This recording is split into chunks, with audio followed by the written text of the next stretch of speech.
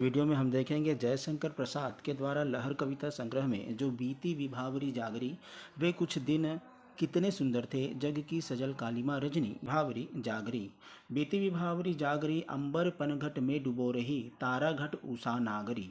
तो अंबर पनघट मतलब क्या होता है? आकाश मानो पनघट की तरह हो, तारा घट मतलब सितारे मानो घड़ी की तरह हो, और उषा नगरी मतलब सुबह एक कुशल स्त्री की तरह है। विभावरी मतलब रात होता है।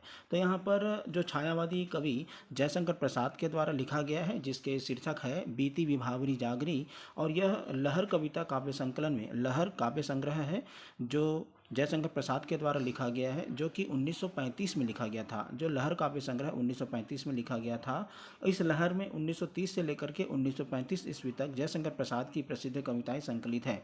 तो अब बीती विभावरी जागरी, ये जो शीर्षक कविता है, जागरण गीत का संदेश है। यह कविता तब लिखी गई थी जब भारत पराधीन था। भारतवासियों को स्वतंत्रता प्राप्ति के प्रति जागृत करने हेतु इस कविता की रचना की गई थी। कवि जयशंकर प्रसाद के ने यह भाव व्यंजनात्मक रूप से प्रकट किया है। प्रकृति को यहाँ माध्यम बनाया गया है। एक युवती अपनी सोई हुई सखी को सुबह सुबह जगा रही है। तो बीती विभावरी जागरी अंबर पनघट में डुबो रही तारा घट उषा नागरी, मतलब इस पंक्ति के माध्यम से सामान्य जागरण भाव के साथ वियोग का श्रृंगारिक प्रसंग भी जुड़ा हुआ है। इस कविता में कवि जयशंकर प्रसाद ने भोर के सौंदर्य का चित्रण किया है। यह रात का अंतिम पहर है और दिन का उजाला धीरे धीरे फैल रहा है। सूरज निकलने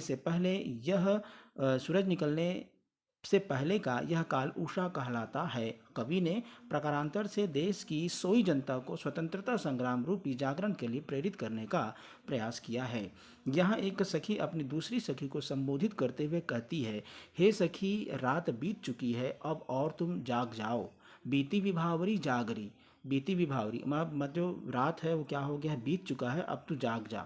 देखो असमान रूप पनघट पानी का घाट, जो असमान रूपी पनघट में उषा रूपी युवती तारों रूपी घड़े में डुबो रही है। तात्पर्य यह है कि सवेरा हो गया है। अब क्या हो गया है? सवेरा हो गया है और आकाश में रात की कालीमा खत्म हो गई है और आसमानी रंग दिखाने लगा है। व्याख्या पंक्ति में आकाश की कल्पना पानी भरने के घाट अर्थात पनघट, जो आकाश की कल्पना पनघट के समान, और जिस तरह घड़ा पानी के अंदर गुड़ुप से डूब जाता है, ठीक वैसे ही रातों की झिमिलाहट भी हल्की होते होते लुप्त हो जाती है। इस पंक्ति के माध्यम से यह बताया गया है। खग कुल कुल सा बोल रहा, किस लय का अंचल डोल रहा, लो यह लतिका भी भर आलाई, मधु मुकुल नवल रस गागरी। गागरी मतलब पात्र होता है और घड़ा होता है छोटा रूप, खग मतलब होता है पक्षी। तो सीधा इसका व्याख्या देखेंगे और इसमें प्रातःकाल का चित्रण किया गया है और प्रातःकाल का मनोरम चित्र कवि ने इसमें दिखाया है। यहाँ सखी नींद से सोई हुई है, नींद में सोई हुई अपनी दूसरी सखी को जगाते हुए कह रही है कि देखो सखी, अपने अच्छी है झुंड सहित कलरव कर रही है। मतलब किसला खग कुल कुल सा बोल रहा, मतलब पक्षियाँ क्या कर रही हैं? कलरव कर रही हैं। अच्छी अपने झुंड सहित कलरव कर रही हैं, चहचहा रही हैं। वे कुल कुल की आवाज़ के साथ जाग रही हैं। इसके अलावा पौधों की लाल लाल नए पत्ते ऐसे झूम रहे हैं मानो वे हवा में लहराते आंचल की तरह हों। मंद मंद पवन ऐसे चल रही है जैसे वो लहराते हवा में लहराते हुए आंचल के जैसे हैं। इस तरह पक्षी और पौधे अपनी जागृति का पूर्ण संकेत दे रहे हैं और ये जो पक्षी हैं और ये पौधे हैं अपनी जागृति का पूरा संदेश आपको दे रहे हैं। मगर तुम अभी भी सोई हुई हो, रात बीत चुकी है, अब तो तुम जाग जाओ।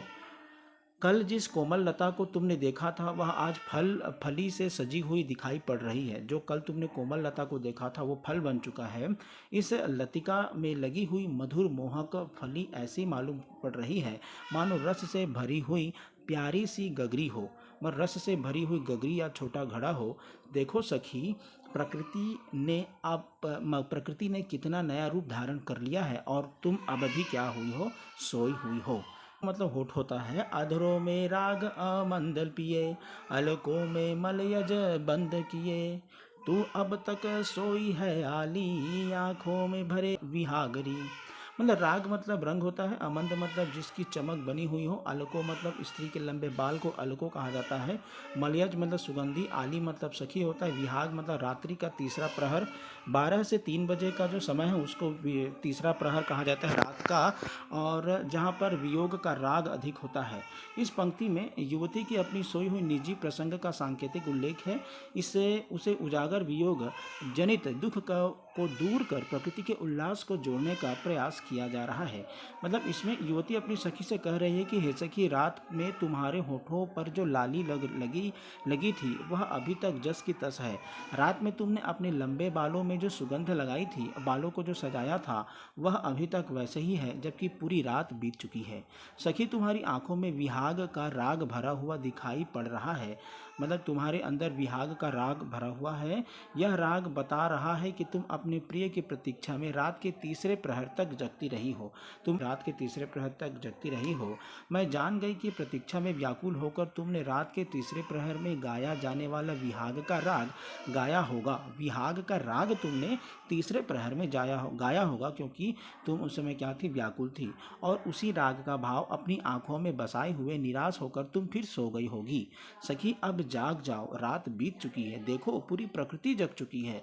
रात की शिथिलता और खुमारी को छोड़कर अब सब लोग जाग रहे हैं। तुम्हें भी जाग जाना चाहिए। वे कुछ दिन कितने सुंदर थे, ये दूसरी कविता है, लहर के अंतर्गत ये संग्रहित है।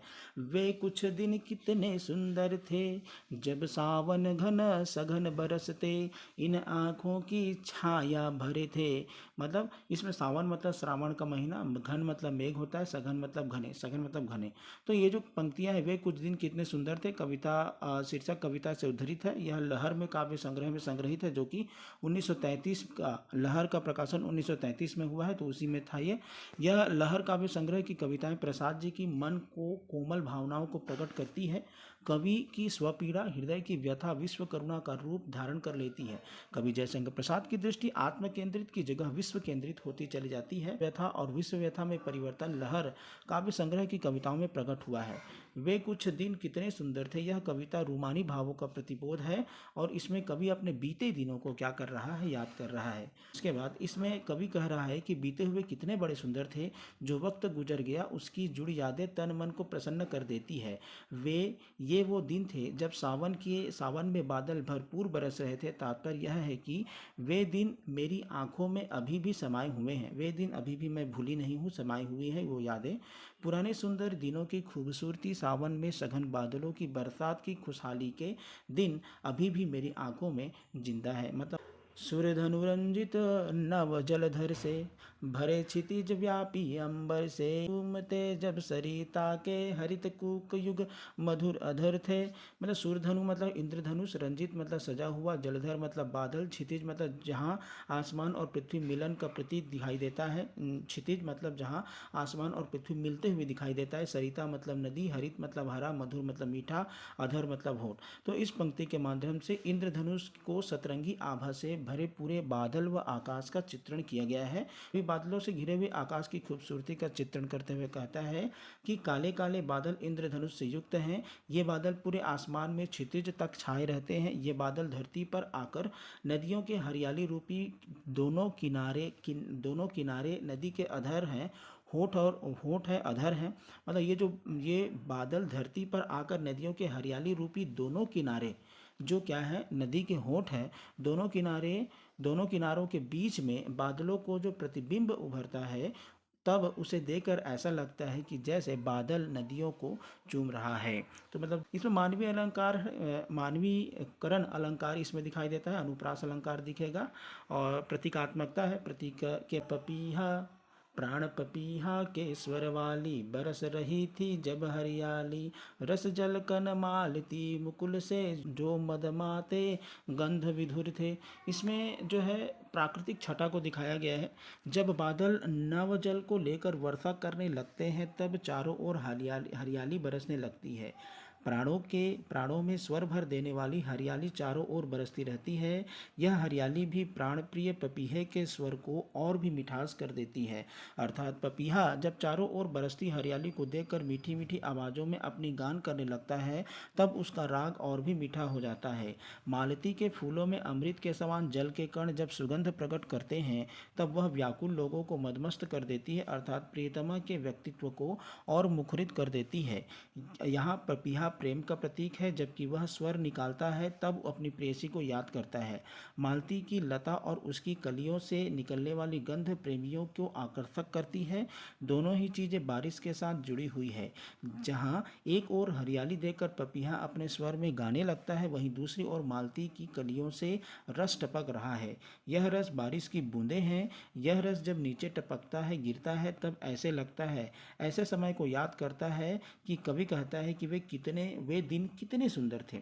ऐसा प्रतीत होता है मानो कोई गंध का पान करने वाला भंवरा उसके चारों ओर नशे में झूम रहा है, और यह भंवरा विधुर समान है, क्योंकि कलियां खिली नहीं हैं, और वह इस वियोग में भी इसका दूसरा अर्थ कलियों से टपकने वाला रस विधुरों में भी श्रृंगार की भावना जगा देता है। चित्र खींचती थी जब जब चपला नील मेघ पर वह नीर मेघ पर वह विरला मेरी जीवन स्मृति के जिसमें खिल उठते वे रूप मधुर थे। चपला मतलब बिजली होता है, विरला मतलब जो कभी कभी दिखता है, पट मतलब कपड़ा होता है, स्मृति मतलब यादें।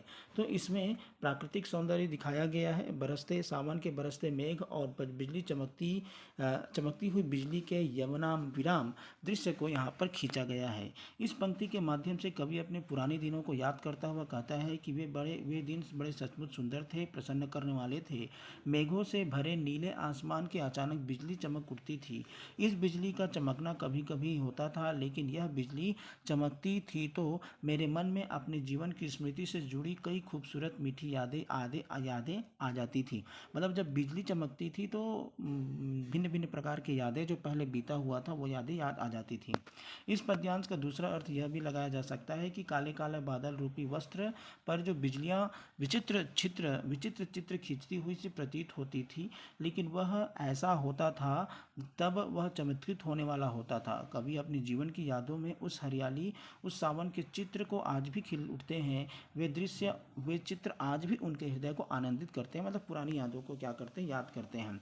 इसमें रूपक अलंकार है उसको मिलेगा, और नए नए प्रतीक आपको मिलेंगे। रमणीयता का चित्रण, सौंदर्य चित्रण है, मानवीकरण इसमें दिखाई देगा। जग की सजल कालीमा रजनी, जग की सजल कालीमा रजनी में चंद्रमुख दिखा जाओ, हृदय अंधेरी झोली इनमें ज्योति भीख देने आओ। सजल मतलब जल से भरी हुई, रजनी मतलब रात, ज्योति मतलब प्रकाश। इस पंक्ति में यह जो पंक्ति है सजल जग की सजल कालीमा रजनी शीर्षक में से संबंधित है। छायामती कविता जयशंकर प्रसाद द्वारा यह रचित है और लहर काव्य संग्रह में संग्रहित है। इसका प्रकाशन 1933 में हुआ था। लहर कवि का चिंतनशील कलाकार रूप के साथ प्रकट हुआ है। इसमें अतीत की घटनाओं से प्रेरणा ग्रहण की गई है। प्रसाद के गीतों की विशेषता यह है कि उनमें केवल भावोच्छ्वास, भाव की प्रणय के विविध व्यापार भी चित्रण है, तथा कई बार एक स्वस्थ जीवन दर्शन की नियोजना भी होती है।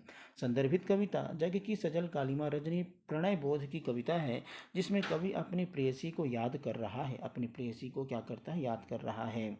इसमें अपनी प्रेयसी को याद किया गया है। आगे देखते हैं। व्याख्या पंक्ति के माध्यम से कवि ने अपनी प्रेयसी से अनुरोध कर रहा है कि वह चंद्रमा के समान अपने मुख उसे दिखा दे, ताकि इस जीवन जगत में अंधकार रूपी निराशा चारों ओर फैली हुई है वह दूर हो जाए, इस निराशा में आशा का संचार हो जाए। कवि जयशंकर प्रसाद अपने हृदय के अंधकार को दूर करने हेतु प्रेयसी से आशा रूपी ज्योति की याचना कर रहा है। मतलब जग प्राणों की व्याकुल पुकार पर एक मीड़ ठहरा जाओ, प्रेम वेणु की स्वर लहरी में जीवन गीत सुना जाओ। प्राण मतलब होता है जीवन, व्याकुल मतलब बेचैन, मीड़ मतलब दो स्वरों को आपस में खास तरह से गाते हुए जोड़ने की कला, इससे राग का माधुर्य निखरता है। वेणु मतलब मुरली, स्वर लहरी मतलब झंकार या आलाप। तो इसके माध्यम से प्रेयसी को पुकार रहा है कवि कहता है कि मैं बहुत व्याकुल हूँ, कष्ट में हूँ, प्राणों का व्याकुल पुकार पर मैं बहुत व्याकुल हूँ, कष्ट में हूँ, मेरे जीवन की इस व्यथित पुकार में तुम मधुर संगीत जोड़ दो। तात्पर्य यह है कि मेरी पीड़ा करुण क्रंदन को अपनी मधुर उपस्थिति, अपने सकारात्मक सोच में से मीठे संगीत में बदल दो। पुनः कवि प्रेयसी को संबोधित करते हुए कहता है कि तुम इस प्रेम रूपी मुरली की झंकार में जीवन का गीत सुना दो। तात्पर्य यह है कि कवि के जीवन में निराशा फैली हुई है, वह अवसादग्रस्त है। हताश कवि अपनी प्रेयसी की ओर इस उम्मीद से देख रहा है कि वह उसके जीवन में प्रेम, आनंद, आशा का संगीत घोल दे और उसकी व्यथा मिट जाए। है स्नेहालिंगन की लतिकाओं की झुरमुट छा जाने दो, जीवन धन इस जले जगत को वृंदावन बन जाने दो। स्नेहालिंगन मतलब स्नेह का आलिंगन, स्पर्श, लतिका मतलब लता का अत्यंत कोमल रूप, झुरमुट मतलब घनी झाड़ियों का समूह, वृंदावन मतलब तुलसी का वन, तुलसी का जंगल, इसको वृंदावन कहा गया है। इसके माध्यम से प्रेयसी से प्रणय निवेदन कर रहा है ताकि उसका मुरझाया जीवन क्या हो जाए, पुनः हरा भरा हो जाए। कवि अपनी प्रेयसी से प्रणय निवेदन करते हुए कहता है कि तुम्हारा प्रेमपूर्ण स्पर्श मुझे अत्यंत कोमल लताओं की तरह प्रतीत होता है। तुम अपने प्रेमपूर्ण स्पर्श से लताओं का घनेरा छा जाने दो। तात्पर्य यह है कि तुम मुझे प्रेम पूर्वक अपनी बाहों में भर लो ताकि तुम्हारे स्पर्श से मुझे घनी कोमल हरी भरी लताओं की मुलायम अनुभूति हो। कवि अपनी प्रेयसी को जीवन रूपी धन संबोधित करते हुए पुनः कहते हैं कि हे प्रिय, तुम दुख से जल रहे मेरे जीवन को अपनी उपस्थिति से तुलसी बना दो। ये ऐसा कहा गया है। इसमें जीवन धन इस जलते जगत को वृंदावन बन जाने दो। वृंदावन तात्पर्य यहाँ पर तुलसी का वन है, तुलसी का जंगल से, जहाँ बहुत सारे तुलसी के पौधे रहते हैं। मतलब जलते हुए इस जीवन को तुम क्या कर दो, तुलसी के वन के समान बना दो। बोधन शैली है और जीवन धन में रूपक अलंकार है, अनुप्रास अलंकार का प्रयोग यहाँ पर किया गया है।